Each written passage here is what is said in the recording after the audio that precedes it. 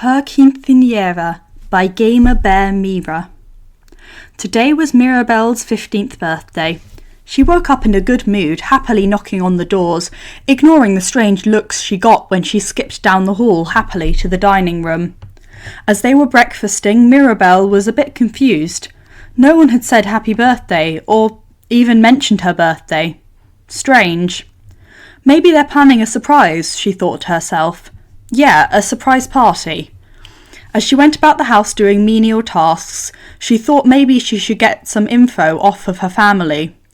She grabbed her bag and ran into town, off to find her mama.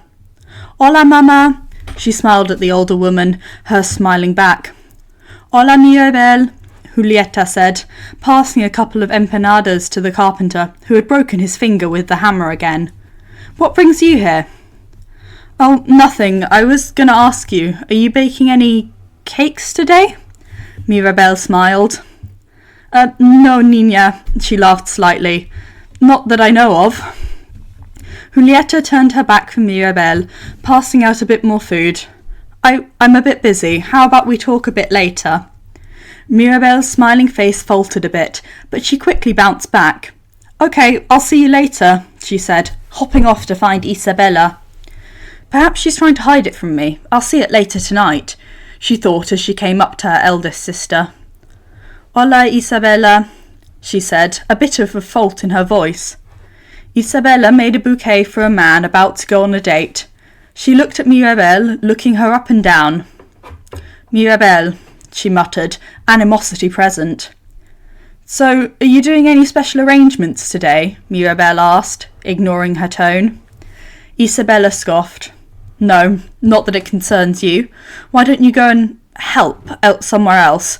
I'm sure you could use your whatever it is you do. She flipped her hair, pink and purple flowers hitting Mirabel in the face. Mirabel huffed.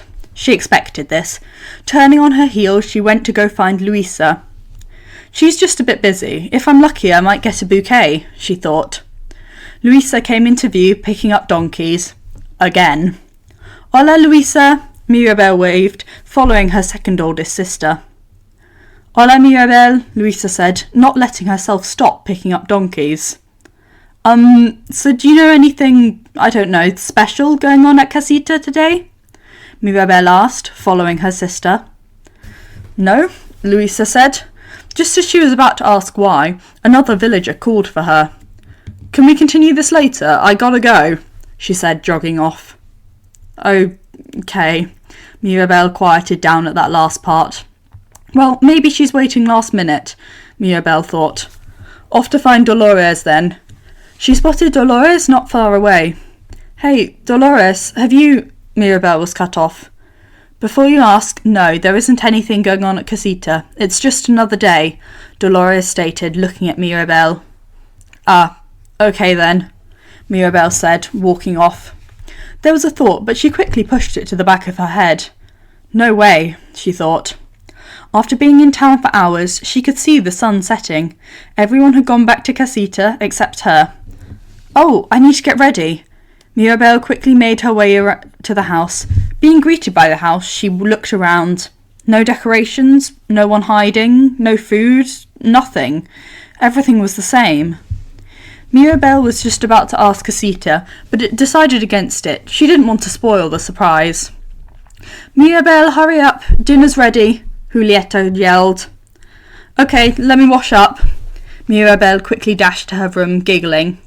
They must be holding it outside in the courtyard, she smiled to herself. Pulling out a box, she opened it to show the beautiful dress she had made for the special day. It was a blue dress, similar to her usual colour scheme, but this was a grand dress, almost like a ballroom dress, maybe not as wide though. It had butterflies stitched all along the skirt, and the bodice was a heart line that was slightly off the shoulder. A bow tied around her waist, finishing off the look. It's much more simple than what her hermanas or primas had, but it was hers. As she got ready, she thought of what the party would be like. Would there be fireworks? What kind of cake was down there? Ooh, was it red velvet? What present would she get? Her heart was beating in her chest. She looked in the mirror, taking a deep breath in. Walking out the door, she saw no one was out there waiting for her. No escort? Strange, but okay. She went through the side to the courtyard, peeking out. Nothing was set up. No cake, no decorations, no music, no familia, nothing. Just the cold breeze of the air blowing in her tied-up hair. Strange. Maybe it's a small party in the dining room. As she caught a glimpse of the dining room, she froze. There was her familia sitting at the table, but nothing was there. No way, it can't be. They couldn't have forgotten her.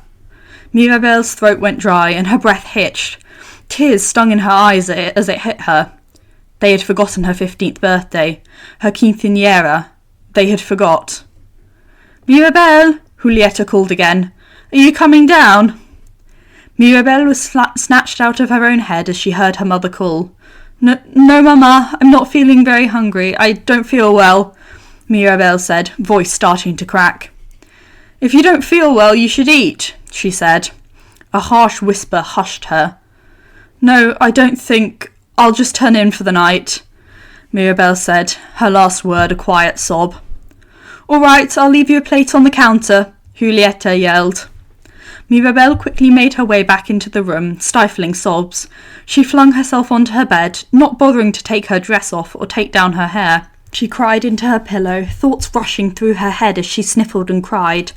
Tears just kept coming and coming, never seeming to stop. Casita clicked its tiles.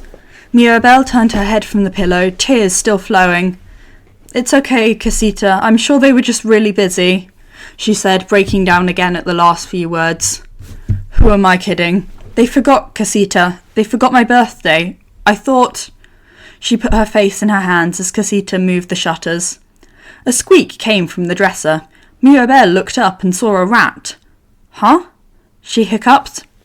The rat took her bracelet from the dresser, the one she got for her 10th birthday, and it dashed out of the slightly cracked door. "Hey, give that back," she said, running after it. The rat ran, and as she rounded the corner, she caught another glimpse of the dining room, her family laughing, talking, without her. They didn't even give her a second thought. But she had no time to cry over that. Her bracelet was on the loose. The rat skittered up a plant and into a painting. Wait, into a painting? That shouldn't be possible. Mirabel stopped running, almost out of breath. Casita opened the painting, revealing a big hole in the wall. "Casita?" she whispered. She looked in the hole. It was the walls. She could smell the dust and musty air, slightly stuffy. Mirabel took in a deep breath and hopped in. Holding her dress away from the ground, she jogged through the halls, following the squeaking. She had just finished walking across a rickety board when she saw a light down the hall. The rat went through a door. Slowly she walked up to the door. She listened. Squeaking and talking could be heard. Not wanting to be rude, though she second-guessed that since she was in the walls. She knocked. An audible yelp was let out before it was silent. The door creaked open. Looking up slightly, she saw a man. He looked oddly familiar. Wait, those hazel green eyes. Was that... Tio Bruno? Mirabel whispered. The door opened a bit more. Bruno yanked Mirabel in. Knock, knock, knock, knock, knock on wood. He knocked on the door. Grabbing salt and throwing it over his shoulder, he turned and looked at Mirabel. "Hola, Mirabel," he uttered, giving a small smile. Mirabel then burst into questions. "You're here? How long have you been here? I thought you left. Why—" She was interrupted. "Shh! You can't be too loud. We're near the dining room," Bruno hushed her. Taking a deep breath, Yes, I've been here. I've been here all along. 10 years. He rubbed his hands together, slumping into his worn red chair. "I left my tower, but I just couldn't leave the family. Casita led me here. I left..." He stopped, looking down. Mirabel walked over, bending down. "How come?" she whispered. "I left to... He sighed. "The night you didn't get your gift, I had a vision that you would either break or save the family. It was weird, not set in stone, uncertain. But I knew how it was going to look, 'cause I'm Bruno and everyone assumes the worst, so..." "You left to protect me?" Mirabel said, tears welling up. "I did it so you wouldn't be left alone, neglected, hated like me. But that didn't work. I failed yet another person." Mirabel grabbed her Tio's hands. No, you didn't fail me. I can't imagine what you've been through, but, well, you're here now, and that's what counts.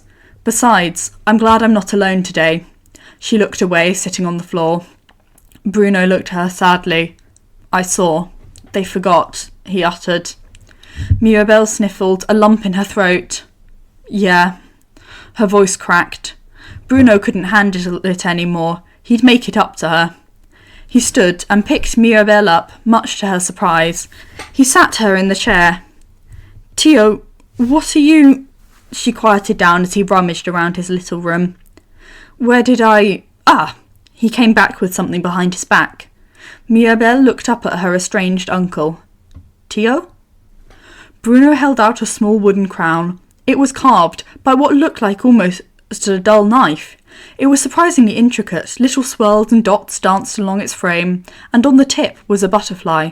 It looked like it was painted white, with the butterfly being yellow. I was saving this for later after you fell asleep. I usually give you your present when you're all asleep. But I guess now's a good time. I saw how you didn't have a crown like the others did, so I made this one. He smiled softly. But you don't have to take it. I know it's bad, and... Mirabel shot up, hugging her Tio. She tightly held on to his ruana, quiet tears slipping from her eyes. But Bruno didn't care. He only hugged back. As she pulled back, she was smiling, the biggest she had all day. Bruno placed a tiara on her head, an almost perfect fit. Cumpleaños feliz, Mirabel. He smiled. Mirabel felt true happiness, something that she hadn't felt in a while. Oh, and... Bruno ran over to a small basket, pulling out some kind of bread and taking a small candle. I don't have cake, but I do have some mojicones. He held the candle in front of Mirabel. Make a wish, Sabrina. Mirabel's tears only intensified. She sniffled and closed her eyes. Opening them, she blew out the candle. Bruno handed her the sweet bread, and she happily ate it. Thank you, Tio Bruno. Really, I couldn't have imagined a better birthday. She rubbed her eyes, trying not to cry harder. I really do appreciate this. You're the only one who remembered. Well, you and Casita. Bruno had his own tears prick his eyes, but he quickly wiped them away, making them go unnoticed.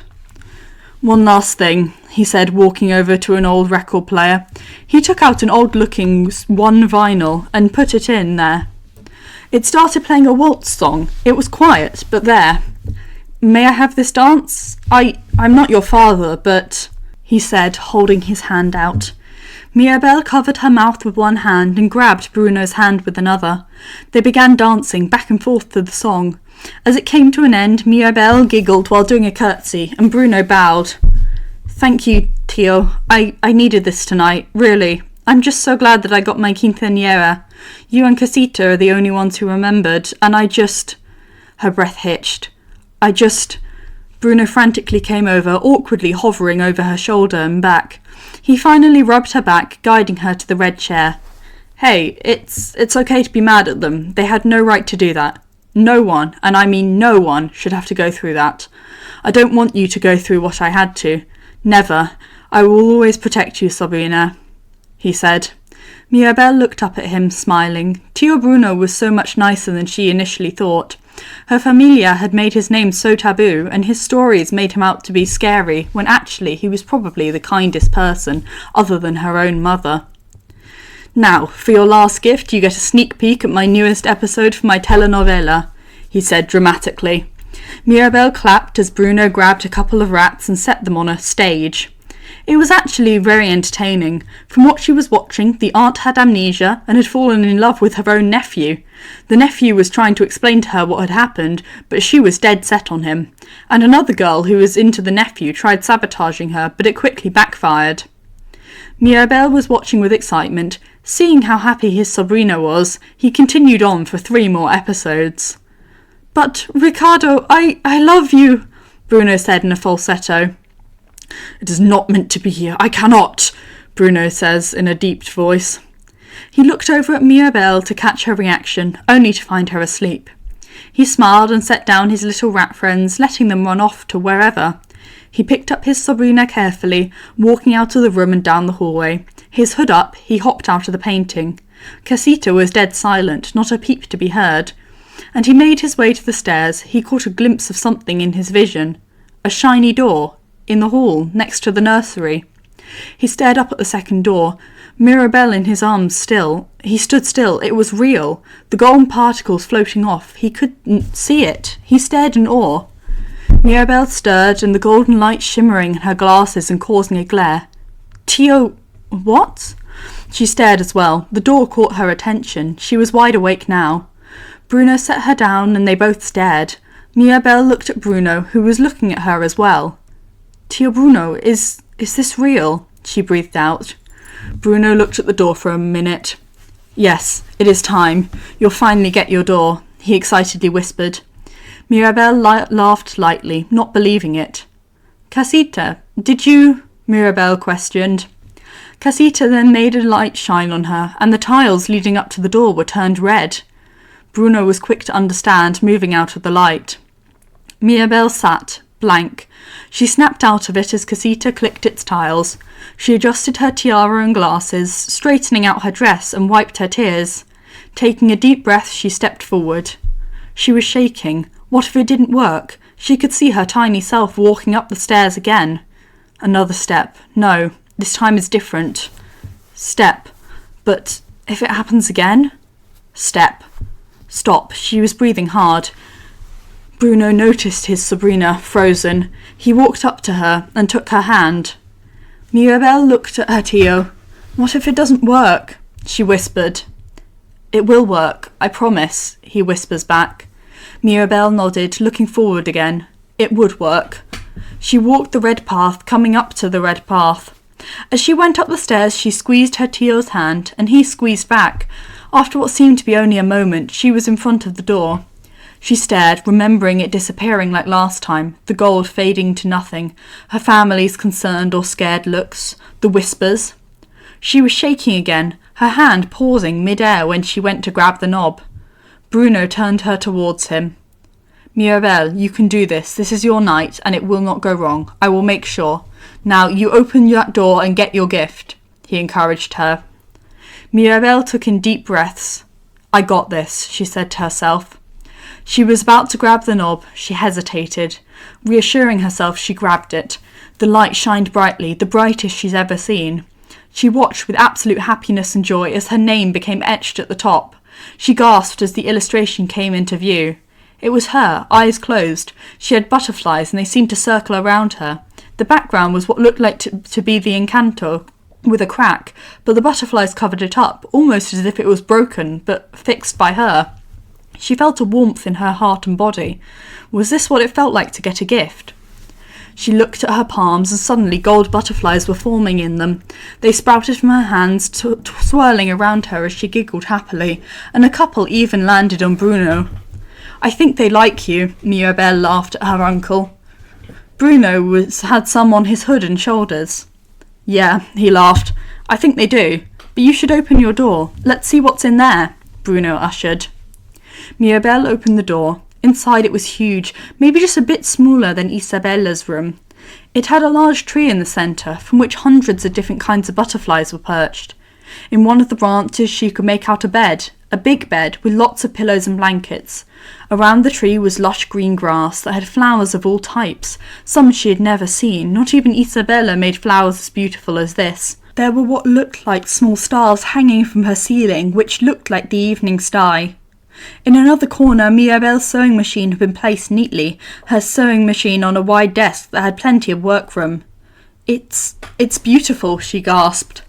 Bruno walked in, taking in the grand room. Mirabel ran around, her dress behind her. She kicked off her shoes and felt the soft grass tickle her feet as she ran through the large field. Come on, Tio, she yelled. Bruno slipped off his sandals and set them next to the door. He walked into the grass cautiously. It was soft. The flowers gave off a gentle aroma, not super strong like the ones Isabella made. It was an amazing feeling, cosy, like home. They walked around exploring the room and tree for a while. Bruno had offered to go pack Mirabel's things, because Antonio was asleep in the nursery, and Bruno could be much quieter than Mirabel. And by the time he came back with all her stuff, she was changed into her nightdress and was still frolicking while using her powers on broken branches. Soon the two sat in the grass and talked. You know, I'm glad I got to experience this entire night, Tio, Mirabel said, head in her knees. She yawned. Not everything they say about you is true. She was nodding off, eyes heavy. Bruno sighed, a smile gracing his face. I'm glad. I would do that for any family, and you're no different, he said. Looking at the young girl, he saw she was asleep. He stood, picking her up. As he walked to her bed, he could see the tree lights dim slightly, and all the butterflies had all settled in the tree. It looked like the room adjusted her sleeping state. He climbed the wooden stairs that were in the tree, laying her down in her bed, tucking her in, brushing hair out of her eyes as he walked out of the room, slipping his sandals back on. Buenos noches, mi pequeña mariposa. He closed the door, the soft glow of her door finally gracing him. As he walked through the house, he had decided. He would stand up for his sobrina, no more hiding. He hopped into the painting while holding his breath, concocting a plan. The next morning, Mirabel had slept in, tired from the night she had last night. Because of this, the family had slept in. Even Julieta, who was usually up before her, had slept a little late, but still managed to get up and make breakfast. She had knocked on the doors herself, calling everyone down. Everyone didn't even spare a glance at the new door. "Where's Mirabel?" Antonio asked. "Mirabel's a bit tired, so we're going to let her sleep in, okay?" Julieta said. "Okay." Antonio moped a bit, but quickly bounced back when he saw the food. As everyone sat down, they realised the plates were in the wrong order. "I don't sit here," Luisa said, taking her plate to its proper seat, everyone doing the same. "I'm sorry, mija. Mirabel usually does it," Julieta sighed. "I've decided to let her sleep in. She wasn't feeling well last night." Just as everyone was about to sit down, Casita pulled the chairs away, leaving them standing. "Casita, what is the meaning of this?" Abuela asked the house. Casita only clicked its tiles in anger, keeping the chairs even further away. "You should all be ashamed of yourselves." A voice came from somewhere near them, one they couldn't see. "Excuse me? Come out this instant," Abuela yelled. "You'd forgotten. I didn't think you would, but you did. And I am disgusted," they continued. Dolores looked at the doorway, seeing a figure with a hood over their head. "Do you remember what day it was yesterday?" The figure spoke. "Thursday," Camilo said nonchalantly. Felix elbowed me. "What? He asked and I answered," Camilo whispered. "Yes, and does that day ring any bells?" he said, getting closer. "No," Isabella said. "Are you sure?" he said, stopping right in front of them, less than a foot away. "Wait, that slightly raspy voice, thin frame, green ruana, with hourglasses." "Tio Bruno?" Dolores whispered. Everyone snapped their head toward the figure as he removed his ruana. It was Bruno, the family member that had been missing for 10 years. "Oh, Bruno," Julieta gasped, running to hug him. Peppa had a cloud, but she looked somewhat happy. Bruno quickly backed away. I asked a question. Answer," he started stuttering, realised he had been made, but there was no turning back now. "Yesterday. What day?" "Brunito, please, that's not important. You're here. We must." Abuela was interrupted. "No!" Bruno yelled, surprising everyone. He was never one to raise his voice at family or anyone, let alone his mama. Everyone stared at him in shock, but also thought about his question. Yesterday, Mirabel. Yesterday was Mirabel's. It hit Julieta first. "Dios mío," she breathed out. What is it, mija?" Abuela said, looking at her eldest. "Yesterday," she sputtered out, tears building in her eyes. "It was Mirabel's birthday, her 15th birthday." Julieta fell to the floor, sobbing into her face. "That's right." Luisa had a ghastly look on her face. She had asked me if anything special was going on at Casita yesterday, and I brushed her off. Her head fell in shame, and tears fell onto the floor. She asked me, Julieta hiccuped. "She had asked me if I was making any cakes, and I... She broke down again. Augustine rushed over to comfort her, but in all honesty, he was on the verge of tears as well. "Oh no," Isabella whispered. Abuela stood in shock, the realisation hitting her. Yesterday was Mirabel's 15th birthday. Abuela had seen Mirabel going around to the others and had planned on reprimanding her about bothering them and interrupting their jobs. Mirabel was asking questions was brought up at dinner, but they had all brushed it off. Mirabel stayed in her room all night. Looking back, Abuela could hear the lightest of sniffles. Mirabel's day dress was on her bed, but her night dress was still put up. Everything clicked. They had forgotten her. Mirabel's quinceañera. Abuela put a hand to her mouth, trying her best to keep her composure. Yeah, you forgot. All of you did. And you know what she did? She came to me. Casita guided her to me. Bruno took a deep breath. And she cried on what should have been one of the happiest days of her life. But I remember, I tried to give her what I could, but I know that I could never replace what she should have had. He gritted his teeth. The family stared at him, faces ranging from sadness to guilt to shock. We didn't mean to, Isabella was cut off by her uncle again. No, you all have no excuse. It was your hermana's, primas, mija's 15th birthday, and you forgot. Bruno paced the spot he was in. But you didn't forget. Isabella, or Dolores, or Luisa, he said, pointing at each of them, the mention 3 flinching. Bruno, we can make it up. Oh, you better, because I'm horrified. Even on Peppa, Julieta, and I's 15th, I wasn't forgotten. Bruno stopped. He was shivering in fear and anger. I left to protect Mirabel, to keep her safe, so she could feel included, but it looks like I was wrong. Casita's tiles clicked and clacked angrily, as if agreeing. But you pushed her to the side for 10 years. 10 years! He yelled. Everyone flinched at the sudden raise. I bet you didn't even notice her door, he mumbled. That got everyone's 100% attention. What? Mirabel got a door? Camilo asked, stepping forward. Yeah, she did. But I'm not surprised that none of you noticed. Bruno turned, hands flopping to the side in defeat. She only had me and Casita with her. She was shaking in fear that it would happen again, that she would be left alone again. He walked off. The family stood in silence. They had really forgotten. Not only that, but they missed Mirabel's gift. Abuela eventually shuffled to the door, seeing Bruno was gone. Bruno? She said. The family made their way to the courtyard. Look! Luisa pointed at a door. A new door. Bruno was right. On the door was Mirabel, butterflies surrounding her.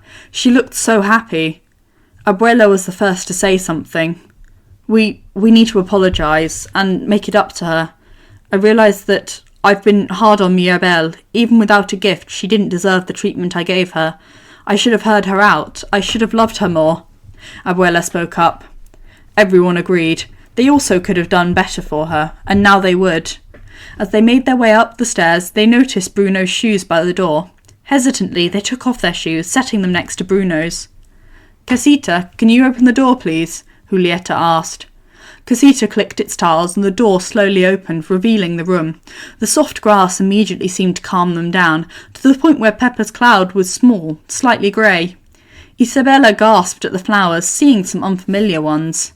Everyone's eyes wandered around the large room. The ceiling was sky blue, and small white clouds were peppered above them. The lights hanging from the ceiling seemed to resemble the sun, and a gentle aroma filled the room. Butterflies that were on the tree and flew around the room surrounded them, tickling their skin and earning a few giggles. Antonio spotted Mirabel and immediately ran over, hugging her. Mirabel turned around to see her familia behind her. She held Antonio, who was lightly crying. We sorry we forgot your birthday, Mirabel, he said between sobs. Mirabel flinched slightly, before softly smiling at the 4-year-old. Oh, it's all right. You guys were just busy yesterday, Mirabel reasoned. Abuela walked over to her, looking at the girl with sad eyes. No, what we did was unforgivable. Gift or no gift, I should not have robbed you of such an occasion, something as special as that. I should have known something was wrong. I should have been there for you. All these years I've looked back and I've seen the damage I've done. I've seen that deep down you were hurting and I hadn't been there for you as I should have. You experienced something alone last night, scared. I should have walked with you, should have comforted you. Abuela looked away, staring at the tree. But I didn't. I was selfish, cruel even. I thought if I was different towards you, if I was harder, you might learn. She looked into the eyes of her nieta. But now I see that you never had anything to learn, but I did. I needed to learn how to properly love you and appreciate all that you do for this family. I wasn't there for you then, so let me be here now. Abuela looked at Mirabel, who had tears in her eyes. Mirabel's breathing hitched as she searched her abuela's eyes for some kind of lie, some false hope, something insincere. But she never found that. Only equally glassy, sorry, not pitiful, but truly sorry eyes. She threw herself on Abuela, who stumbled before catching her. Mirabel cried into her grandmother's dress, heaving. I'm sorry, nieta. Let it out. Abuela knelt to the ground, holding Mirabel as she cried into her shoulder. The rest of the family sat down and surrounded them, Bruno, Julieta, Augustine, and Antonio being closest. Bruno smiled. He was happy to see his family was finally seeing what they were doing and were genuinely trying to fix that. Abuela looked at Bruno and held her arm out toward him. Bruno only stared. Abuela gestured for him to get closer, and he did. He was also pulled into her hug. It was nice, warm, gentle, motherly. Something he hadn't felt in over 3 decades. 30 long years. He wrapped his arms around his mother, leaning into her soft touch and her gently petting his curls. Everyone joined in until it was one big hug, warm. Like a true familia. The Madrigals weren't perfect, and they never would be. A lot of damage had been done, some of it unfixable. But they know what they can fix, they will. They are the amazing Madrigals. Maybe they would be okay. Thank you for listening. I really hope you enjoyed. Have a lovely rest of your day.